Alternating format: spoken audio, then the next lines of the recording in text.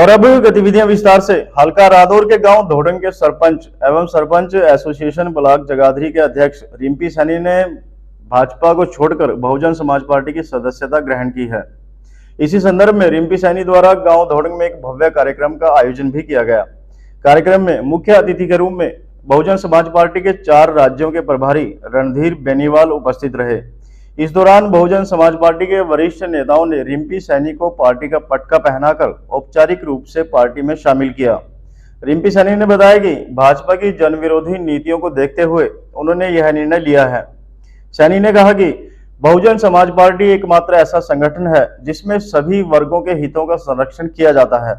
हल्का रादौर के गांव धोडंग के मौजूदा सरपंच एवं सरपंच एसोसिएशन ब्लॉक जगाधरी के अध्यक्ष रिम्पी सैनी ने अपने दलबल के साथ बहुजन समाज पार्टी में शामिल होने पर एक भव्य कार्यक्रम का आयोजन किया। इस अवसर पर मुख्य अतिथि के रूप में बहुजन समाज पार्टी के 4 राज्यों के प्रभारी एवं केंद्रीय कोऑर्डिनेटर रणधीर बेनीवाल उपस्थित रहे।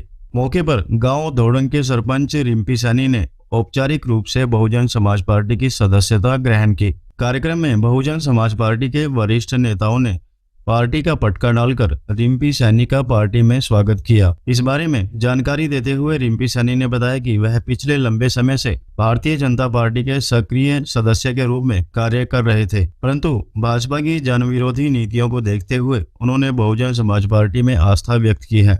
रिम्पी सैनी ने कहा कि वर्तमान परिस्थितियों को देखते हुए उनका यह निर्णय स्वयं व समाज के हित में है। उन्होंने कहा कि बहुजन समाज पार्टी एक ऐसा राजनीतिक दल है जिसमें सभी वर्गों के हितों को ध्यान में रखा जाता है। उन्होंने कहा कि समाज के अंतिम श्रेणी में खड़े व्यक्ति के अधिकारों की रक्षा करना बहुजन समाज पार्टी का एकमात्र लक्ष्य है। कार्यक्रम में संबोधित करते हुए रणधीर सिंह बेनीवाल ने कहा कि बहुजन समाज पार्टी का हरियाणा प्रदेश में आए दिन कुनबा बढ़ रहा है तथा भारी संख्या में लोग अन्य दल छोड़कर बहुजन समाज पार्टी में शामिल हो रहे हैं।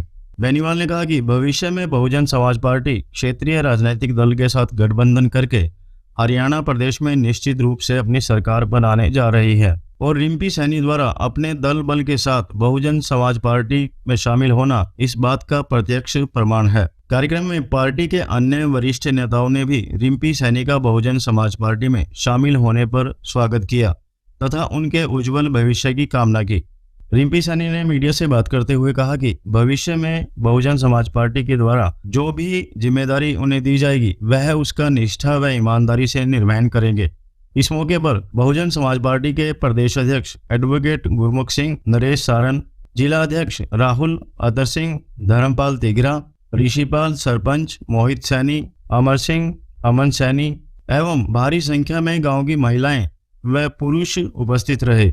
ये बाबा साहब ने किया और आपकी सोच के लिए, आपकी बात को आगे बढ़ाने के लिए आदरणीय बहन कुमारी मायावती जी, जिसने इतना बड़ा त्याग तपस्या की, शादी ना कराई, क्योंकि आज तो अगर 14-15 साल की बेटी हो वो भी सपने सजोती है कि मेरा घर बार ऐसा हो, लेकिन आदरणीय बहन जी ने समाज के लिए, आपके लिए पार्लियामेंट को छोड़ा, शादी ना कराई, परिवार को छोड़ा और आपकी लड़ाई अकेले लड़ती है। ऐसी नेता, उनको सतत सलाम है। वो ऐसी शेरनी है जो आपकी लड़ाई लड़ रही, उनके हाथों को मजबूत करने के लिए हरियाणा के अंदर भी अब की बार मैं दावे से कहता हूं कि हरियाणा के अंदर बहुजन समाज पार्टी की सरकार होगी। हमारे बीच में जो रिम्पी सैनी जी जिन्होंने ज्वाइन किया है, आज रिम्पी सैनी जी हमारे बीच में, जो रिम्पी सैनी जी जिन्होंने आज पार्टी ज्वाइन की है, सम्मानित साथियों, हम इनका तहे दिल से स्वागत करते हैं और इस बहुजन समाज पार्टी में हमेशा इनका ध्यान रखा जाएगा, पूरा सम्मान रखा जाएगा सम्मानित साथियों, और इनको आगे बढ़ाने का काम किया जाएगा,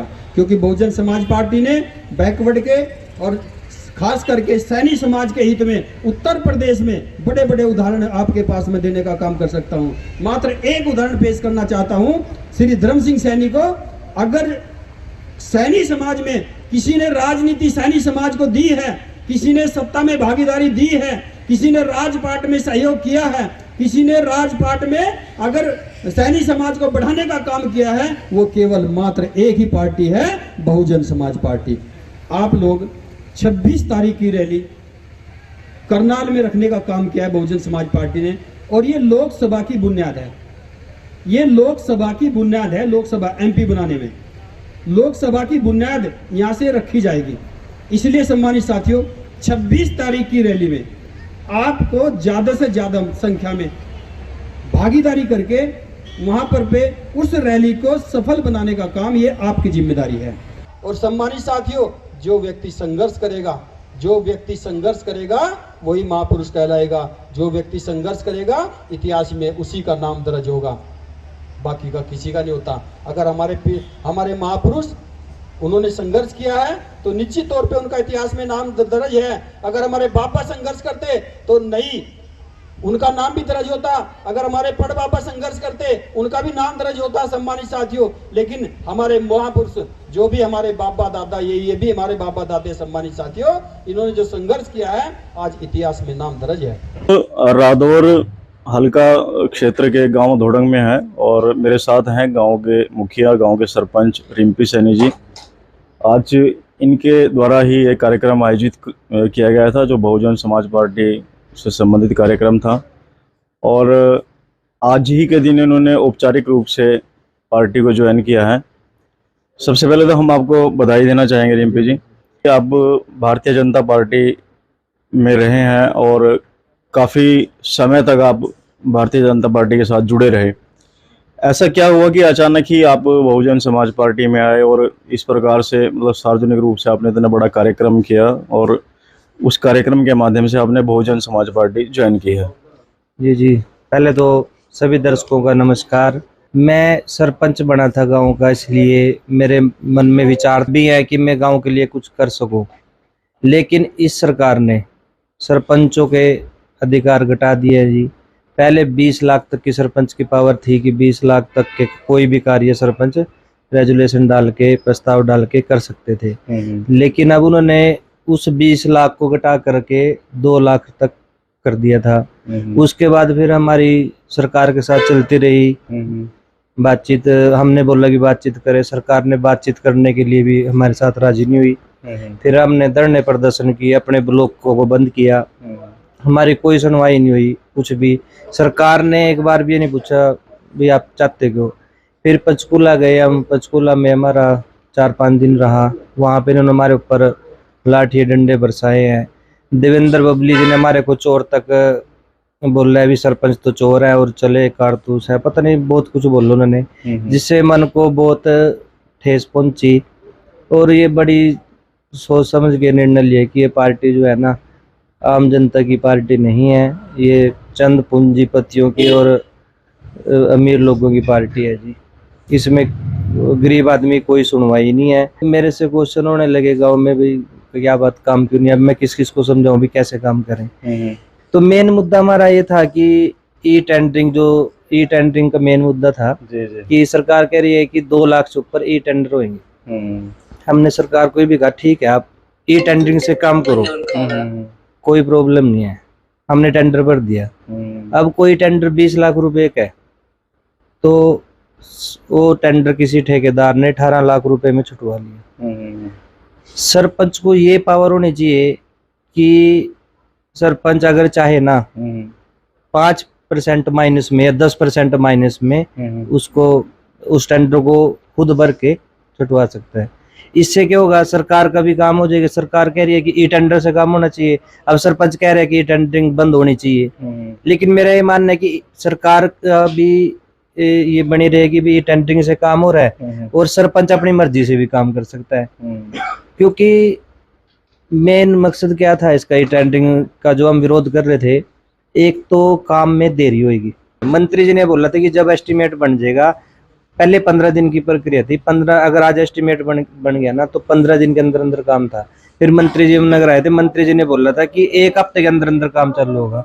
2-2.5-3 महीने हो गए हैं, अभी भी एस्टीमेट बने पड़े हुए हैं, लेकिन कहीं भी काम शुरू नहीं हुआ। आप ना ग्राउंड पे जाके इसको चेक कर सकते हो। आपने भाजपा छोड़कर बहुजन समाज पार्टी ज्वाइन की है, तो आपको नहीं लगता कि भविष्य में जिस प्रकार केंद्र में और राज्य में भाजपा की सरकार है, तो गांव का जो विकास कार्य है उसमें किसी ना किसी प्रकार से आपके साथ कोई पक्षपात या भेदभाव कुछ ऐसा किया जाएगा? क्या उसके लिए आप पूर्ण रूप से तैयार हैं? नहीं, मैं उसके लिए पूर्ण रूप से तैयार हूँ, क्योंकि ये हमारा देश लोकतंत्र का देश है और इसका जो है ना अपना निर्णय लेने का पूरा अधिकार है। रणधीर सिंह बेनीवाल जी जो बहुजन समाज पार्टी के 4 राज्यों के प्रभारी हैं और आज यहाँ पर मुख्य अतिथि के रूप में इस कार्यक्रम में ये उपस्थित रहे। इनसे बात करते हैं जो भी इस समय राजनीतिक सरगर्मियाँ चल रही हैं, विशेष रूप से हरियाणा प्रदेश की बात करते हैं। और मंच के द्वारा इन्होंने एक ऐलान भी किया कि इस बार लोकसभा और विधानसभा चुनाव में पूर्ण बहुमत से बहुजन समाज पार्टी या किसी अन्य दल के साथ गठबंधन होगा, तो सत्ता में आने की इन्होंने बात की है, दावा किया है। आइए इनसे बात करते हैं। रणधीर जी, आपको क्या लगता है कि हरियाणा में जहां तक बहुजन समाज पार्टी की हम बात करते हैं तो किस तरह का वर्चस्व इस समय मानते हैं वर्तमान में आप?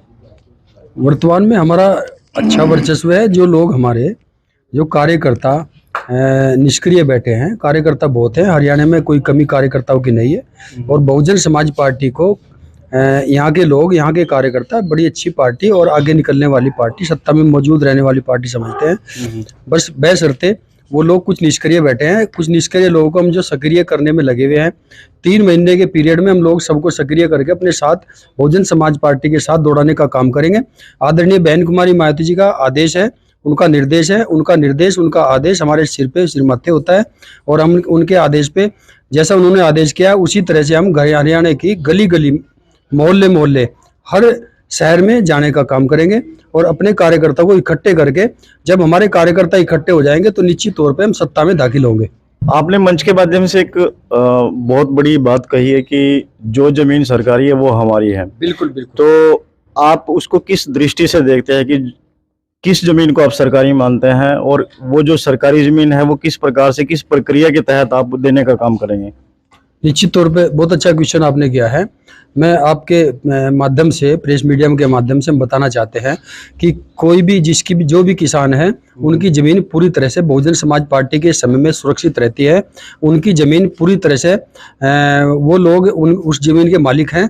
और निश्चित तौर पे जो बंजर भूमि होती है, जो उपजाऊ के रूप में नहीं ली गई है, बंजर भूमि है, गऊ चरागा भूमि है, उस तरह की भूमि जिस पे फसल उग सकती है, लेकिन उगाने वो इसलिए नहीं उग सकती कि वो सरकार के अंडर में है और सरकार उस पर फसल उगाने के पक्ष में नहीं है। इसलिए उस जमीन को गरीबों में बांट करके, ताकि उस जमीन का उपयोग हो सके और गरीब लोग अपने भरण पोषण के लिए, अपने बच्चों के लिए, अपने पेट पालने के लिए उसमें अनाज उगा करके अपने बच्चों का भरण पोषण कर सके। इसलिए वो जमीन टुकड़ों में करके, जहां भी जितनी जमीन पड़ी है वो जमीन गरीबों में बांट करके बराबर हिस्सों में उन गरीबों को फसल उगाने के लिए दी जाएगी। उससे 2 फायदे होंगे, एक तो उनके बच्चों का पेट पलेगा, और एक जो देश की जमीन निहायत गलत तरीके से पड़ी है, जिसपे यहाँ पे जो बंजर भूमि के रूप में कही जाती है, उस पे वो देश के काम नहीं आती, तो देश के भी उनकी योगदान होगा गरीबों का, ताकि वो लोग दूसरों को भी अनाज खिला सकें।